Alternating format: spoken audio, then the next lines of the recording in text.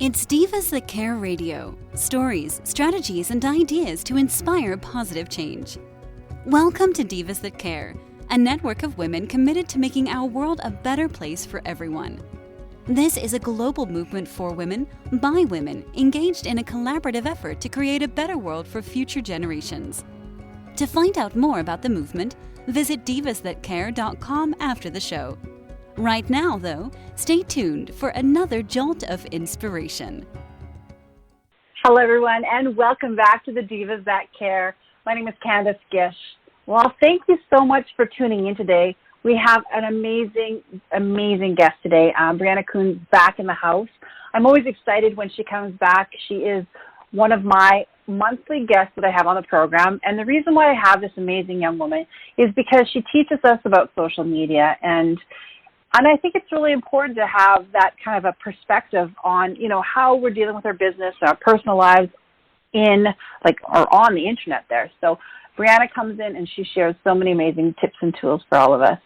For all of you that have any of you that have just tuned in for the very first time, the Divas That Care have been going online now for, oh my goodness, it'll be our 11th season. So thank you so much for all of you that, share our program.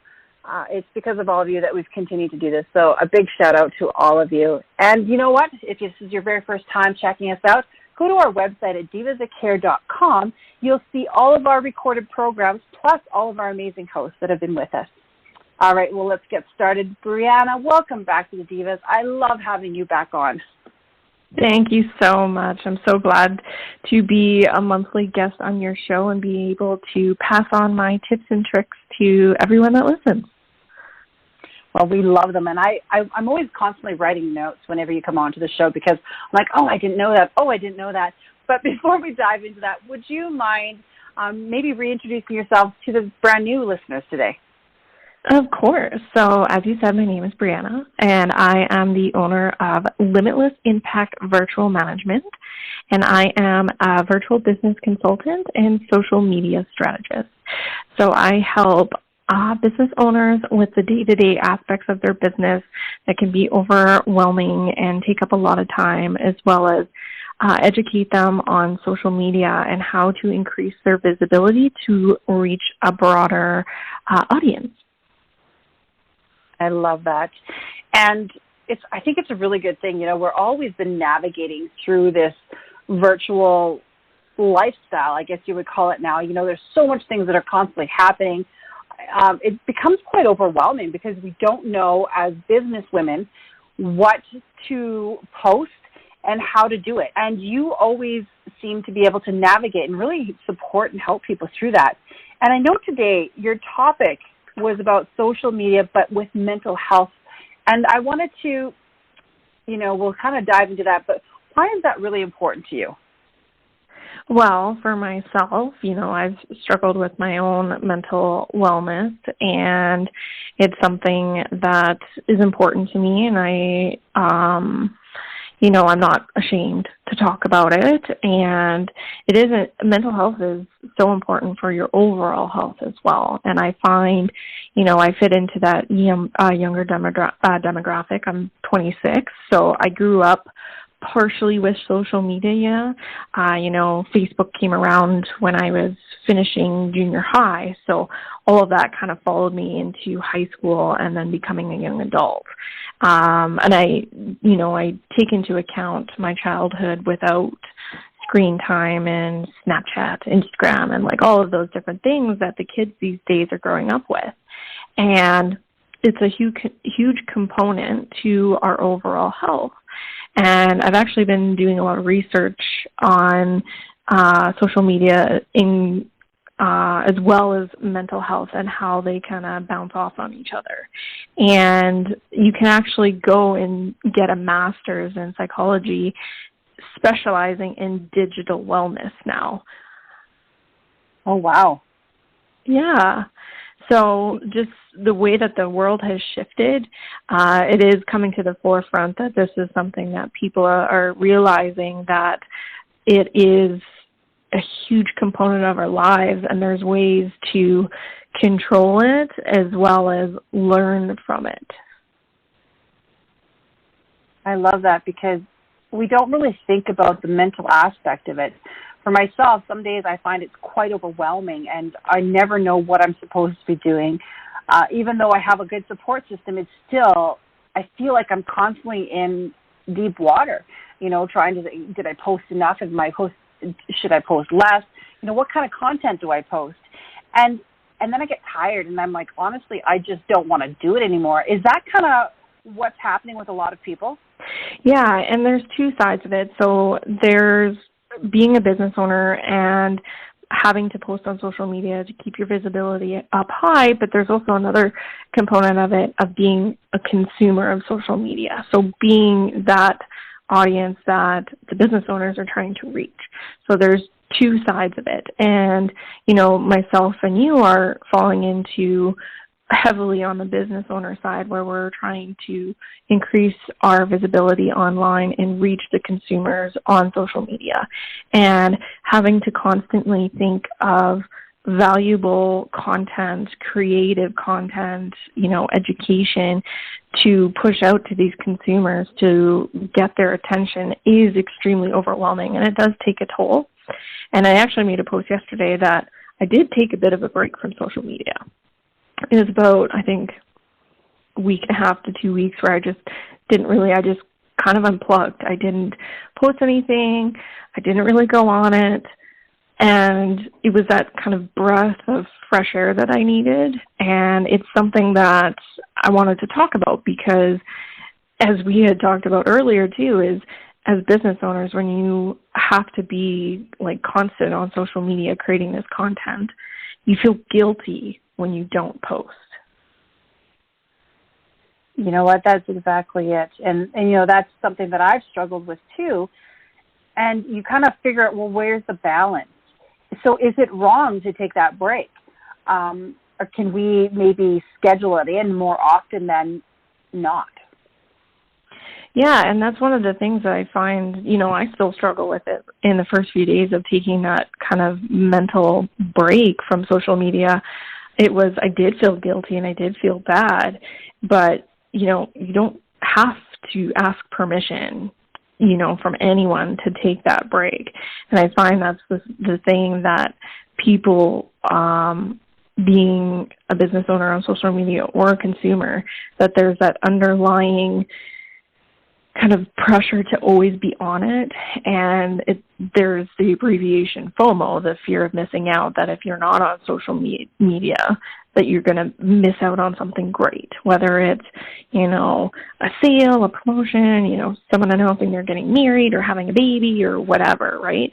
So it's always kind of like that on the back burner that you're going to miss out on something if you're not on it. I love that. I respect people so much when they're able to do that, because it is such a hard thing, because a lot of us rely, especially for this last, year and a half, we've all built our businesses online and trying to keep them going. And we think, okay, if we stop, are we going to lose the momentum? And I think, I know a lot of people that do a lot of network marketing businesses, and if they're not on top of it constantly, they're just, people forget about them. But, I guess this is kind of a good way that you can share with people, is that, there are opportunities out there where they've got systems where you can pre-plan everything, and then maybe just take that break where, you personally are not on there, but your business is still running.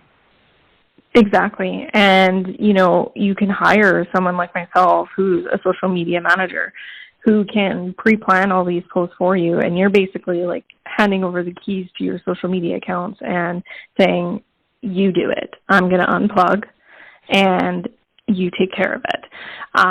As well as having those, and with Facebook and Instagram, because they're owned by each other, you can actually use the Facebook Business Suite, and it's a free tool. You don't actually have to pay for those auto-scheduling platforms. And the Facebook Business Suite, you can actually pre-plan posts and pre-schedule them all so that, you can book one day that you can pre-plan all of your social media for the next couple weeks, and then just schedule everything out, and then you don't really have to do anything. And if you just unplug, you don't do stories or anything like that. You can just set it and forget it. And for myself, I just did like a total refresh. I didn't schedule anything. I just kind of logged out, and that was kind of like the little break that I needed. And I did feel guilty about it, but making a post yesterday, it was kind of like, you know what, it's okay. Like, I don't have to really explain why I did it, or I just felt like I needed to. And understanding that's okay, as well as being on both sides of that spectrum, whether you're a business owner or just a consumer on social media, you don't have to ask permission to do that and take that break. Oh, that is such great advice. And I think this is going to be something, obviously it's going to be a huge topic in the coming months and years, because all of the young individuals, young people that are growing up in social media, you know, younger than yourself, like you've gone through it too, but I mean, I'm thinking about this and the ones going, somebody needs to sit down and explain that to them, because they feel like they have to be on every second of the day. And it's a different, you know, I look at it so differently, is because I didn't grow up with social media, to notice that with my children looking at it, and then yourself, you know, it's so different, right? Oh, 100%. And, you know, even before doing the show today, I did a little bit of research and found some statistics. So there was a study from 2019 where they found that 93% of teenagers own a smartphone. And that is 11% higher than it was in 2018. So just even seeing that spike from, you know, 2019, so that's, you know, a few years ago now, so it's probably closer to 100% now of teenagers. So in my mind, teenagers classified from 13 to 18 own a smartphone, and they have that instant access to social media. And even as adults now, we see before going to bed, you are on your phone, you're scrolling through social media, Facebook, whatever, on the news, and they actually have a term for this now, and it's called doom scrolling. And basically how they explain doom scrolling is that there's no real purpose behind that scroll. It's just you using it as an escape to see all the bad things that are happening in the world, so you don't have to think about the bad things that are happening in your world right now. And they find that it's that kind of switch off in your brain where you don't have to deal with what's going on in your brain in that moment. And in order for your body to relax before you go to bed, you need to be able to, you know, kind of think of everything that you've thought of in the day, release it, and then your body's able to relax and go to bed. And there's another term for that, and it's called revenge bedtime procrastination. And I suffer from this greatly. Being able to work from home, work is constantly in my face and is accessible to me. So I have to be really mindful that at a certain time I have to, you know, step away from it, have my dinner, you know, relax with my boyfriend, you know, watch some TV, read a book, go for a walk, in order to allow my body to relax, so that when it's actually time to go to bed, I've had that period of relaxation, so my body is actually prepared to go to sleep. Wow. You know, we're going to have a lot of work cut out for us, educating people about this too. What a scary thing. You know, we're just talking, and my mind is going a mile a minute here, and just like, okay, we have to stop teenagers from doing that. We have to stop ourselves, because it's so not good for us. Wow. Yeah, and you know, it is a scary thing, but I think of it as an area of improvement. And one of the ways that I look at it is social media is a habit. And it doesn't take very long to create a habit, but it takes a long time to break a habit. So in order to support yourself, in order to create boundaries around social media and stuff like that, in screen time, it's kind of like quitting smoking in a sense. That's the best thing I can think of, where you don't want to quit. Yep. yeah, you don't want to quit cold turkey because your chances of picking up that habit again are much higher. So just being mindful of your screen time. So I have an iPhone, so I get a weekly report, or you can even do a daily report of your screen time. So how much time you've been on social media, on the phone, listening to music, that sort of thing.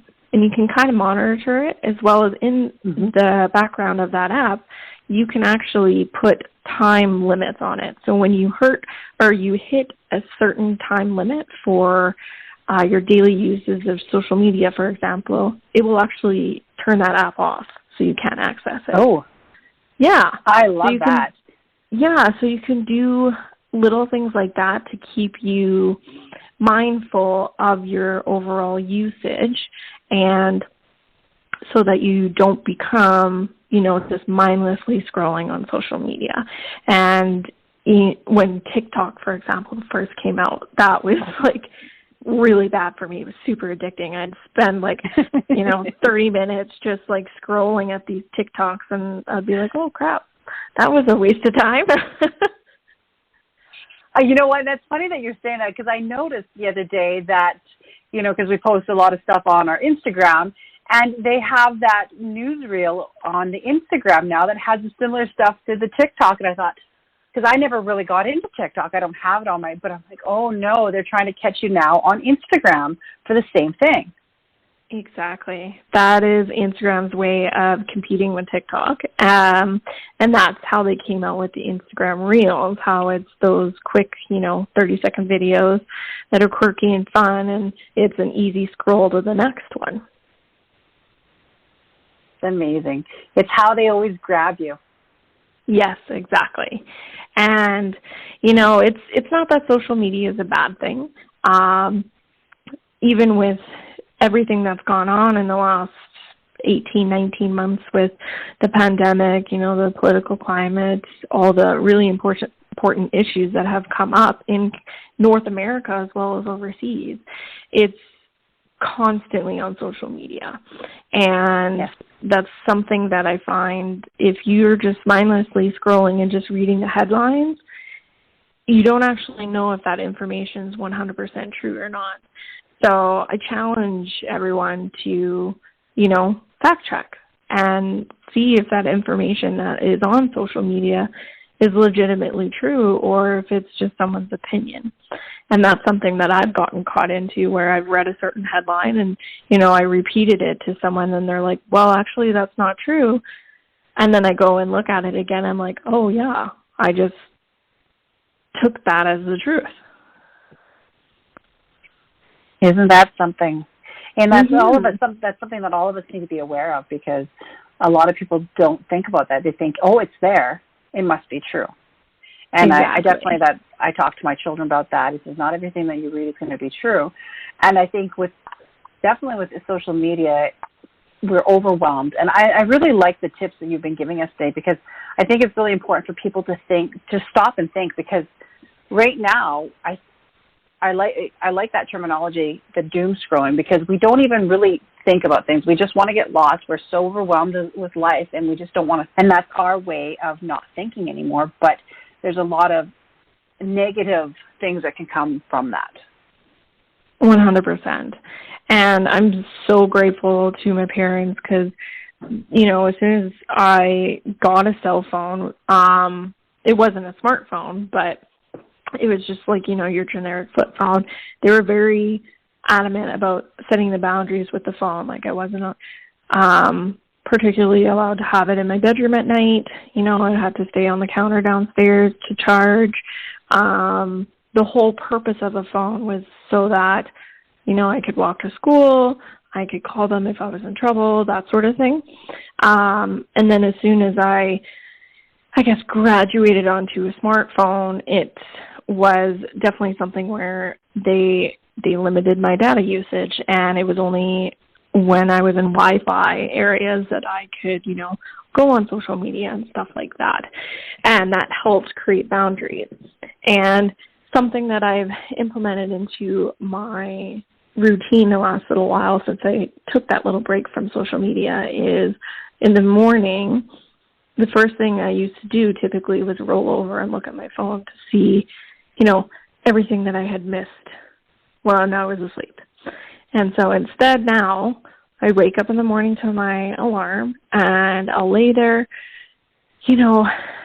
about 5 minutes, kind of come back into my body and whatnot, and then I get up, go to the bathroom, whatever, have a glass of water, and then that's when I go on my phone. I don't instantly gravitate towards it as soon as I wake up. I take that little bit of time to come to, and then I can go to my phone. And I've noticed that it's given me quite a different start to my day, and it's been a lot more positive. So I definitely encourage people to do that too. Yeah. That's a great advice. So, Brianna, what is going to be new with you? What's going to be happening with you in the next month? We talk about virtual assistants and stuff also, and I want to put a plug in for your business right before we end the show. Can you share with our listeners a little bit about that too? Yes. So I did mention to you that I was working on a special project and I was waiting to get the all clear that I could talk about it today. And I've been given that green light, so I'm super excited. So I am a part of a group of 21 entrepreneurial female women across North America, and we are writing a book. And we each get to write a chapter, and it's all about how we've come into our role as an entrepreneur, how we started our business, our failures and our successes, what we've done to be able to say that we're successful. And I'm so grateful to be a part of this group of amazing women. And we should be able to have everything ready for pre-order sales at the end of the month. So that is super exciting. So definitely keep an eye out on my social media, because as soon as it's available for pre-order, I will definitely let you know. But it's super exciting, and I've never been a part of something like this before, so I'm super pumped about it. I love that. Congratulations on that. Thank you. We'll definitely have to have you on there talking about your story here on one of our next programs. Definitely. It does tie in a little bit to what I've talked about today, but I go a little bit more in depth about, kind of my story and how I got here. So, yeah. That is wonderful. Well, thank you so much, Brianna, for being on our program today. I should say, is there any last-minute tips, tools would you like to share with us? Honestly, I would say give yourself this challenge and see if you can do it. Stay off your phone for the first 10 to 15 minutes in the morning from when you wake up, and turn your phone off or on Do Not Disturb from probably about an hour before you actually go to sleep. And do that for a week and see how you feel. I love that, and I'm going to take up that challenge. So Yay. Thank you so much, Brianna. I love having you on. I can't wait for you to come back on next time. Thank you so much for having me on again. It's always a pleasure. Oh, it's my pleasure too. And you know what? Thank you guys so much for tuning into our program today. I'm going to be posting all of Brianna's information on our social media. Check out all of her other shows. She had so many great tips in her other programs, and you don't want to miss those ones also. I hope that all of you have a fantastic afternoon and that you make sure that you do something kind. Until next time, everyone. Thanks for listening. This show was brought to you by Divas That Care. Connect with us on Facebook, on Instagram, and of course on divasthatcare.com, where you can subscribe to our newsletter so you don't miss a thing.